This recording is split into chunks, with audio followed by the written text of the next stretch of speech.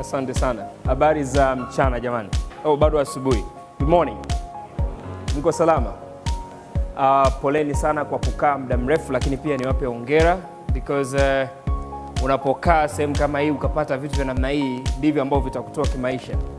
Na hapa mko university, si ndio? Ndio maana mvai uniform. Ushawahi kujiuliza kwa nini mvai uniform? So which means your mind has to be universal also. And that's why we have this kind of trainings for you to ensure kwamba unapata kitu kikubwa. So ni muhimu sana ukawa hapa, ukawa na mawazo ambayo yamefunguka, kwa sababu wewe sio mtoto mdogo tena. Wewe mtu mzima. Mgeukie jirani yako mwambie wewe ni mtu mzima sasa. Acha mambo ya kitoto.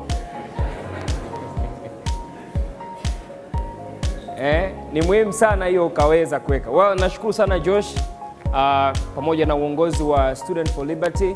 Mungu awabariki sana. You guys are doing great things. Na ni vitu kama hivi ndivyo ambavyo vitakufanya ukiingia mtaani uweze kuwa na competitive edge. Uweze kuwa na advantage fulani. Kwa wale ambao hawanifahamu, wangapi ambao hawanifahamu? Unanisikia kwa mara ya kwanza? Ni wengi. Wakati mwingine nafikiri mimi maarufu, kila mtu ananijua, kumbe I need to do my homework.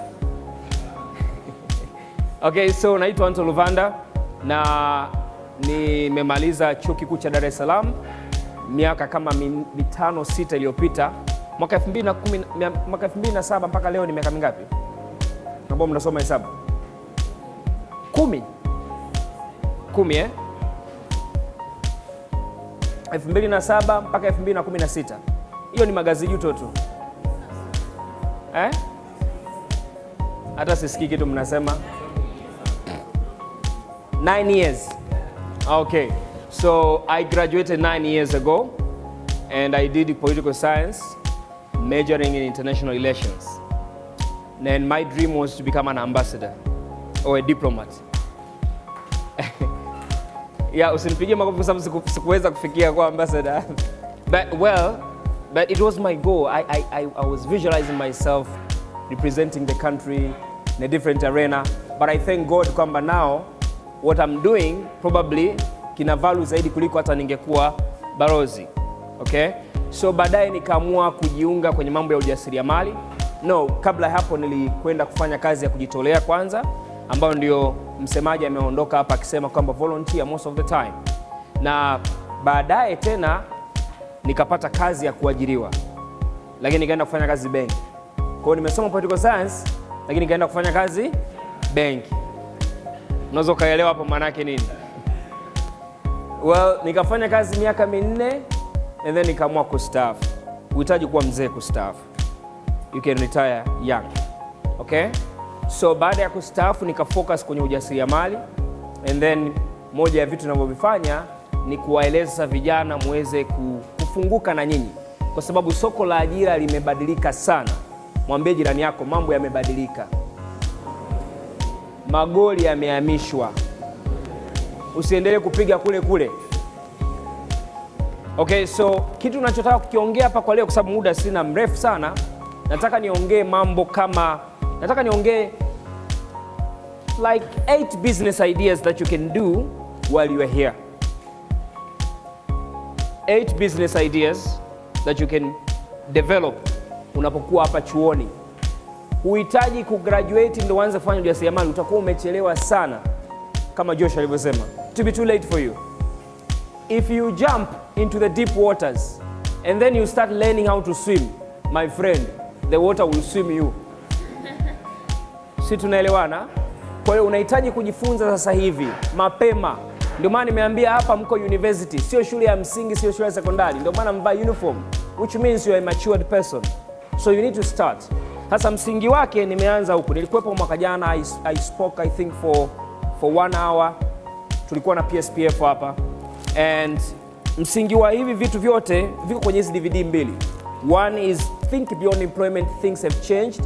And the other one is think beyond employment, the power of talent. How can you use your talent to excel in business and in your life? But again, kuna mwendelezo hapa unasema jinsi ya kutengeneza mindset za kuwa mjasiriamali. If you don't change your mind, you can't really break even. It will be a very problematic to you. So you need to change your mind, because kwa miaka yote uliosoma umeandaliwa kuwa mwajiriwa. They are training you to become an employee. So in order for you to think on the other paradigm, you need to change your mind. You need to change the way you think. You need to change your beliefs. You need to change your perceptions. You need to train your brain. Kama vile ambapo mwanajeshi, raia anapobadilishwa kuwa mwanajeshi. There's a way that they need to change you unapojiunga jeshi, kuacha mambo ya kiraia na kuwa mwanajeshi. Because when you become a soldier, you cease to be a civilian. You know that? Mnakumbuka ile wiki za kwanza zile? Hamna kulala, sio? Kwa nini? Kwa sababu wanataka waondoe utoto wa kuwa raia.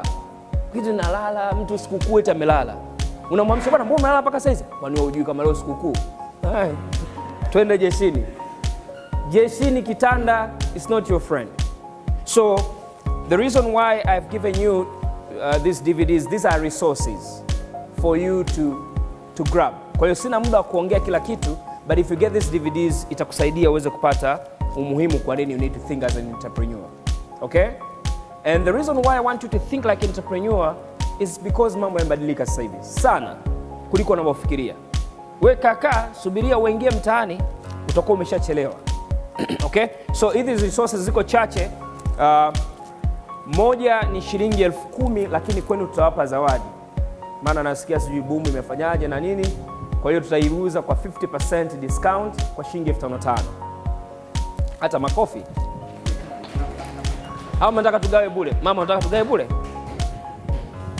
Amna basi, asante sana. Okay, so quickly back to the business. Nataka tuanze hizo business ideas ambazo unaweza kuzidevelop. Na hizi business idea, the concept is hauhitaji kuwa na mtaji mkubwa sana kuanza hizi biashara. Vijana wengi naozunguka nao kuwaambia habari za ujasiriamali wanasema kwamba hawana mtaji. Luvanda, unatuambia to think beyond employment, sasa hela yenyewe tutaipata wapi? Okay, so I came up with a solution of business ideas that you can start with a very small amount of capital or with no capital at all. And capital here means cash, as most people think, though capital does not mean cash.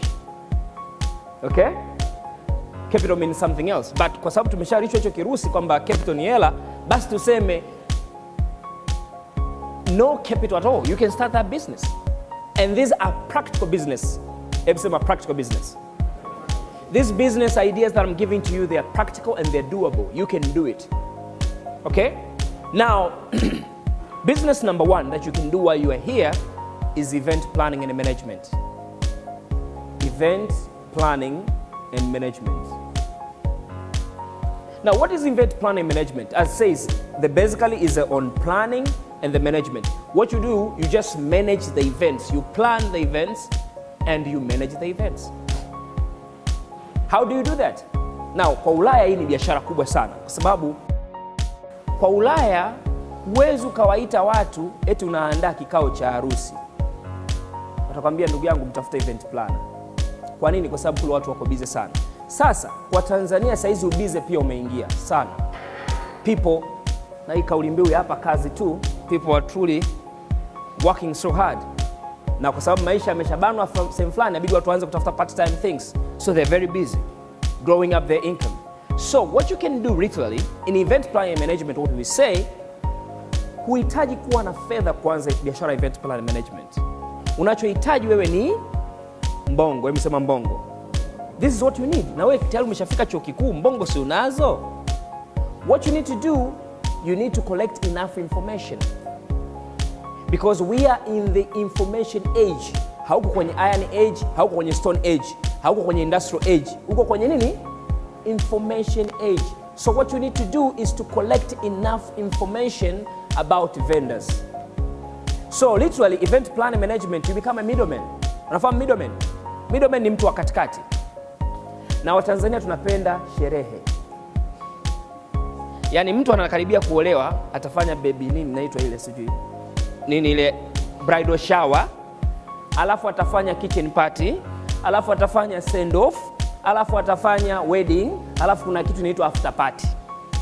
Akijifungua pia kuna baby shower. Ziko ngapi hizo? 6, mtu mmoja. Na ni rahisi kwa sababu tunamchangia, si ndio? So sherehe ziko nyingi sana, wabongo tunapenda sherehe. What you need to do in event plan management, wewe unakusanya resources za information.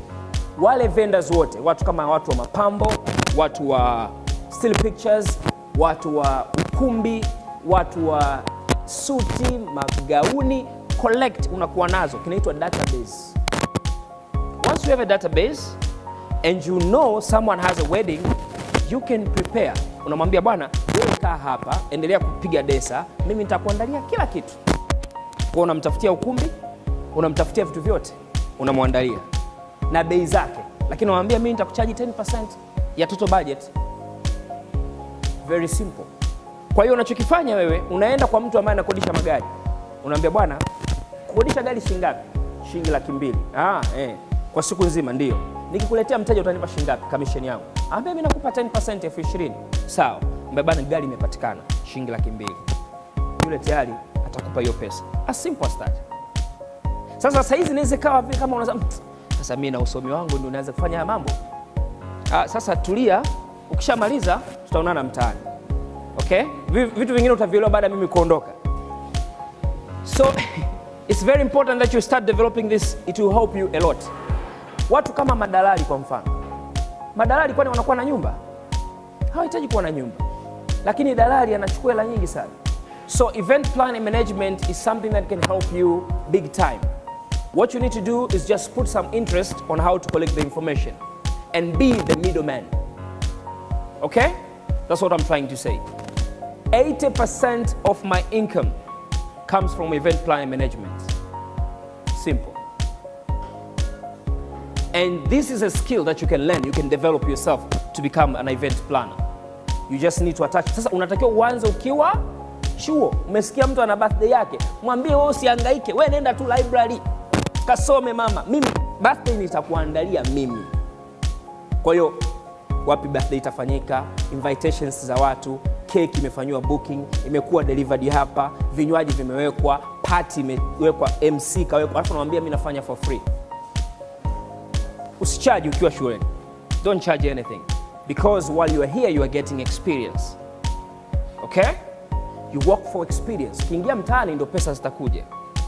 Kwa hiyo huyu dada unamfanyia free. Huyu dada sataolewa kesho tu. Maana dada siku hizo wanaolewa haraka, si ndio?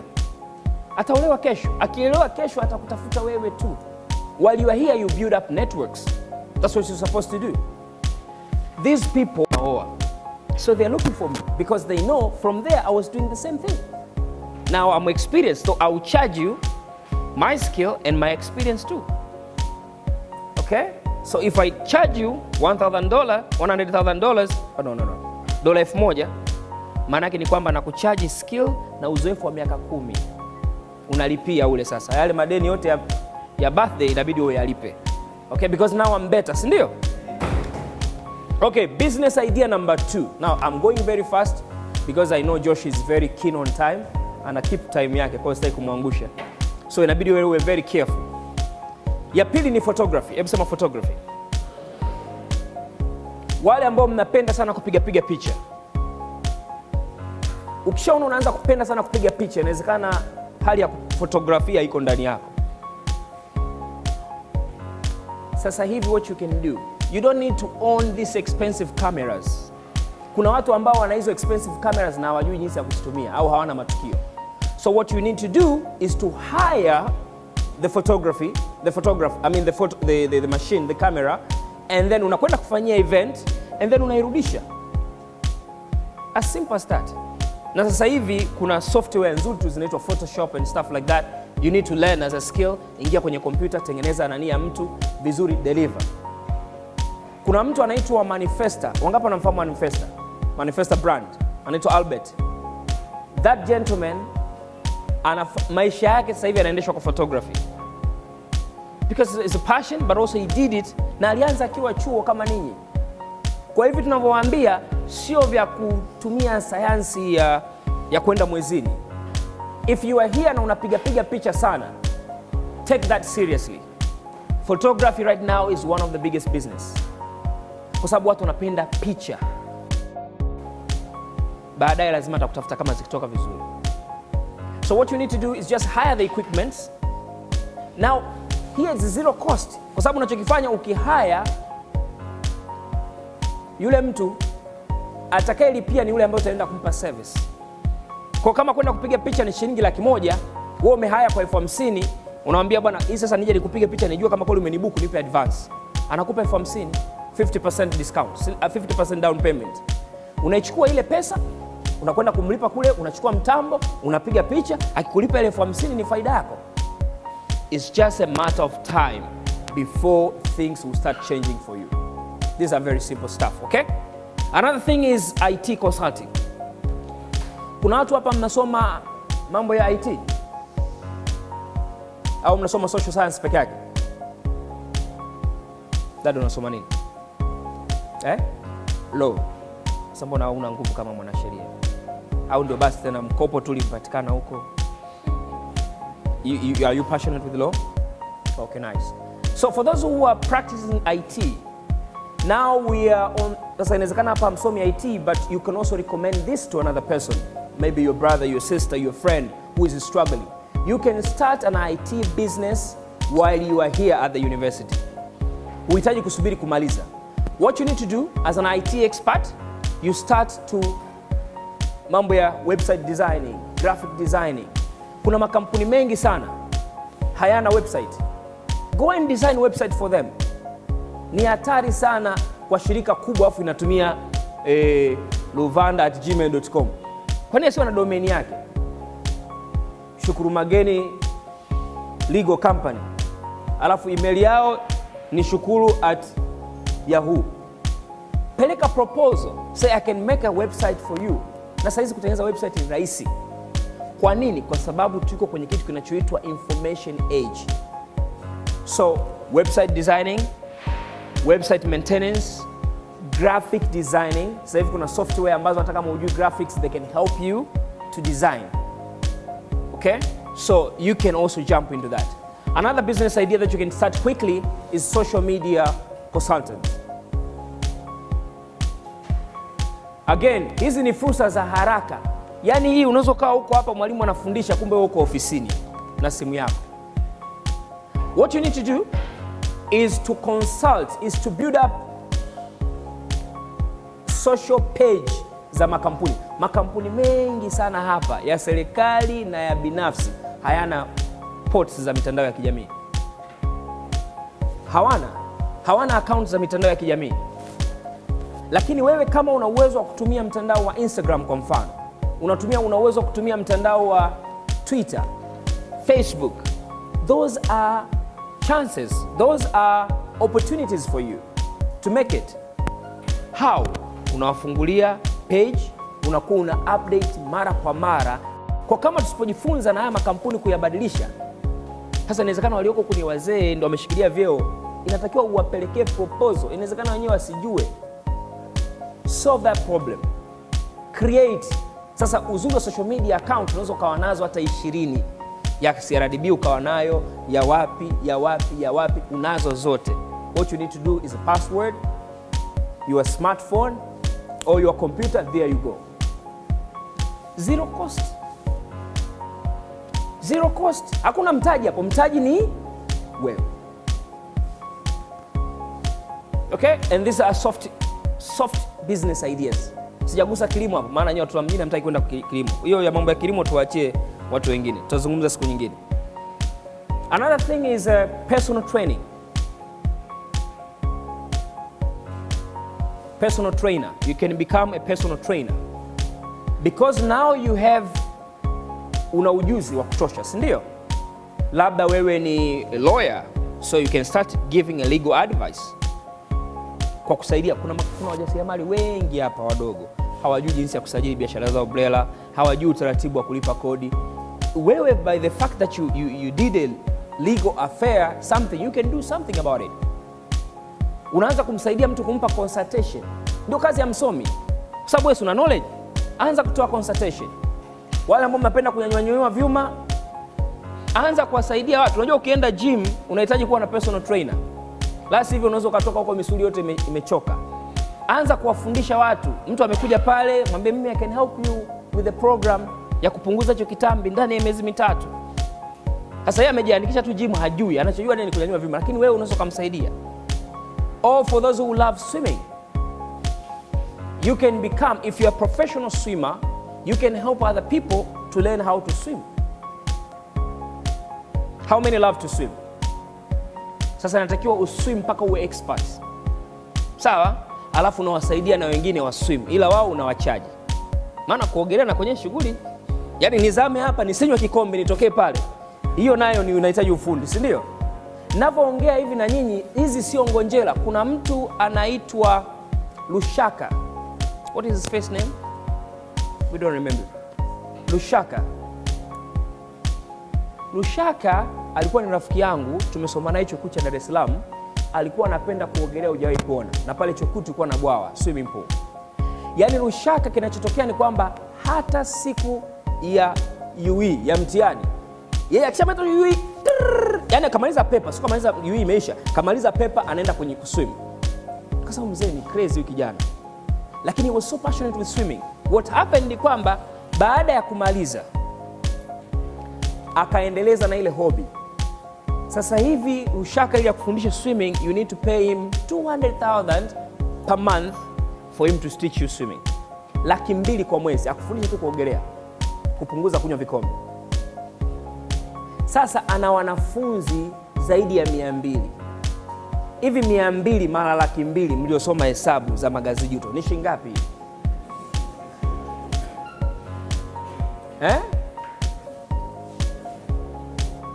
Hebu pigeni haraka haraka na calculator. How many people does he now, how much money does he make? Almost like 40 million. 40 million. Jamani, yeye kazi yake ni kuogelea kuanzia asubuhi mpaka jioni. Mwaka 2008 aliwakilisha taifa katika mashindano ya Olympics. Sasa hivi wamempeleka nafikiri Japani kama sijakosea. Ameenda kusomea zaidi. Sasa wewe umengangania hapa, unazunguka na bahasha, unatafuta, kumbe wewe unapenda tu kuogelea, ndio hiyo ingekutoa. Kila siku tu, hii serikali bwana kazi hamna, hii serikali bwana kazi hamna. Kazi, wewe una kipaji, tumia hicho sasa. Mwenzako anapiga tu maji kila siku. Lushaka amenifundisha kuogelea, ila mimi nilimwambia nipunguzie. Kaambia hiyo 200,000 mwenzangu misikupi. Wewe ni rafiki yangu, so inabidi unipunguzie. So akanipunguzia. What I'm trying to say is you can become a personal trainer. Now, you don't need to use money to become a personal trainer. That's what I'm trying to say. You don't need money to start a business. What you need is your skill. What kind of a skill do you have? Once you know that skill, you can develop it. Na ikawa ni pesa kwako. Now, it take time. Watu wengi ni wavivu, hawana uvumilivu. But it takes time, okay, to develop a skill and then to become one. Kwa hiyo, personal trainer, I don't know what you're doing on daily on part-time time, but you can develop your hobbies and you can become a businessman. Okay, na tukakati kwa sehemu kubwa sana. Wewe unajua mambo ya, kwa mfano ni mwalimu unasomea education hapa, anza kufundisha part-time. Hiyo ni personal trainer. Kuna watu wengi sana hawawezi kuja darasani, anza kuwafundisha, anza fanya tuition kwa mfano. As simple as that. Okay? Nyingine ni makeup artist. That's another business idea. Become a makeup artist, kutengeneza sura za watu. Sikizo watu wanapenda kuwa warembo, especially wanafunzi, si ndio? Mtu libumu likiingia tu kitu cha kwanza anaenda kuvuta Brazilian kwanza. What you need to do is just to have a makeup kit kwa bei rahisi kabisa. And once you have a makeup kit, unaanza kufanya professional makeup thing. Kwa mfano kama dada ana birthday yake, once again, what you need to do is to help her to look or to appear beautiful, and then you can make money out of that. Sasa ile kiti ya urembo inaweza kawa sio very expensive, but if you invest na ukishaipata ile, unaweza kuwapamba watu wengi sana. Ninavyoongea hivi, kuna mtu anaitwa Maznat. Wangapi mnamfahamu? Maza Sinari. That's what she did. Now she's earning millions and millions of shillings. Na ni mwanasheria by the way, kama wewe. Ana master's degree. Sasa wewe umekaa hapa unasema mimi mwanasheria, sio wewe sasa, nasema wale wengine.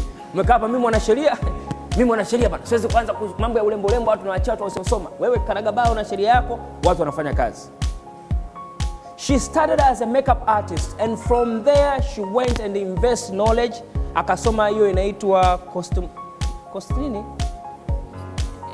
cosmetology sijui. Nyewe wenyewe mnajua. Akaenda akasoma zaidi, akawa more professional. Sasa hivi she's very happy with her life. Ile poda mama unaopaka usipake mwenyewe ikaisha. Fanya biashara. Kuna Wachaga hapa. Hebu wafundisheni hawa wengine tusaidiane jamani. Ile poda usitumie mwenyewe. Kama unaona unajipamba kwenye kioo unaonekana mzuri, jaribu na roommate wako. Anza kumpamba. Akitokea vizuri watu wakamsifia, mwambie sasa naanza kuchaji shilingi 3,000 kwa makeup. Kuna bashi swi nini, jitolee mwambie mimi nitafanya makeup. I'm telling you, kidogo kidogo kufanya nini? Cheza kibaba. Wachina wanasema 1,000 miles journey starts with a single step. Start today, you'll never know what will happen tomorrow. Kwa hiyo you can become a makeup artist. Urembo tu. Urembo. Na wewe unaweza kuwa mfano. Sasa kwa mfano kama dada ulivyopendeza hivi, umeweka kila kitu hivi. Mtu anaweza sasa dada nifanyeje na mimi niwe kama wewe? Hii ni biashara tayari, maana biashara ni matangazo, sio? Au wewe amekupamba umejipamba mwenyewe? Umejipamba mwenyewe. Unaanza kwanza. Maana kuna wengine wakitoka hujui ni mwanaume mwanamke, unamwangalia vizuri, Sasa unaweza kuwabadilisha, anza na hao. Unaanza na hao, unaambia mimi nataka nikufanyie demo. Akianza kusifiwa tu, nani mbona dada leo umebadilika? Ambe fulani huyo, mambo ya fulani huyo. Wale wote wakija consultation. As simple as that. Kingine ni business idea nyingine, nafikiri hiyo itakuwa ya 7 sasa. Au ya ngapi? Umeshaandika ngapi? Ya 6? Ya 7 sio? Lawyer amemiss moja, mtamsaidia baadaye. Ya 7 ni network marketing. Hebu sema network marketing. Now, network marketing ziko nyingi. Na hizi kampuni wanachohitaji ni chanzo kidogo sana cha hela. What you just need to do is to develop your skills on how to network with other people. When you wamesha develop products tayari, you don't need to develop your own products. What you need to do is just to know more people that they can share your products. As simple as that. Na unaweza usitengeneze pesa kwenye network marketing, lakini unachoweza kutengeneza ni skills zaidi, jinsi ya kuongea na watu, jinsi ya kufanya presentation, jinsi ya kuhandle rejections. These are the skills ambazo zitakusaidia kwenye mambo mengine. Kwa hiyo you might not make money in network marketing, but what you can do, you can get more skills. Okay? Na naamini wengine mmeshashiriki huko mnajua. So participate. As long as you are at the university, do something that it will add value in terms of the skills for you to move forward. Usikomae tu na shule. Shule ni nzuri, lakini utapigika mtaani kwa sababu mambo yamebadilika. Magoli huko yameshabadilishwa. Ni sawa sawa magoli tulikuwa tunapiga kwenda hivi na hivi. Wakayabadilisha wakaweka moja kule moja huku, wewe unaendelea kupiga huku tu. Utakuwa unapiga nje kila wakati, si ndio? Okay, the last but not least, a business idea that you can start with a low income or with a zero cost is mobile service, or rather mobile money service. Kwa mtaji kidogo sana. Watu kama Tigo Pesa, M-Pesa. Huhitaji kuwa na duka kuanzisha hizi biashara. Unahitaji kuwa na simu tu na kapochi kako. Si ndio? Unaanza kwenye community hapa pa chuo, anza nayo. Yaani kibanda cha M-Pesa sio mpaka, yaani mzeka mko hapa darasani unafanya transaction. Sio mtu paka aende kibandani kule, it's too late. And then ukimaliza chuo you can develop yourself. Ukafungua hicho kibanda unachotaka kufungua. Lakini sasa hivi unafanya nini? Mtu ana voucher za kurusa. Ujulikane wewe ndio unarusha voucher chuo kizima. Mtu anataka voucher, asiende kule. Anakutumia tu message, bwana nirushia ya 500. Palititi, narushia ya 500. Baadaye unaenda kuchukua 500 yako. Sisi tunaelewana hapo Tanzania? Does it make sense to you? Are you sure? Develop yourself. Develop your mind. Set the goals. Whom you want to be. Write it down. Unataka kuwa nani? Na hizi skills zote unaweza kujifunza. And you need to develop an entrepreneurship skills. Hata kama ni mwanasheria, unahitaji kuwa mwanasheria mfanyabiashara. Sawa? Hata kama ni mwalimu, unahitaji kuwa mwalimu mfanyabiashara. Hata kama ni mchungaji, unahitaji kuwa mchungaji mfanyabiashara. An entrepreneur. Asanteni sana kwa kunisikiliza. Mungu awabariki sana. Asante sana kwa kuangalia video hii, na kama umeipenda tafadhali ipe thumb up, na pia kumbuka kushare na watu wengine ili waweze kupata ujumbe huu. Na kama bado hujasubscribe, tafadhali fanya hivyo. Make sure that you are subscribing.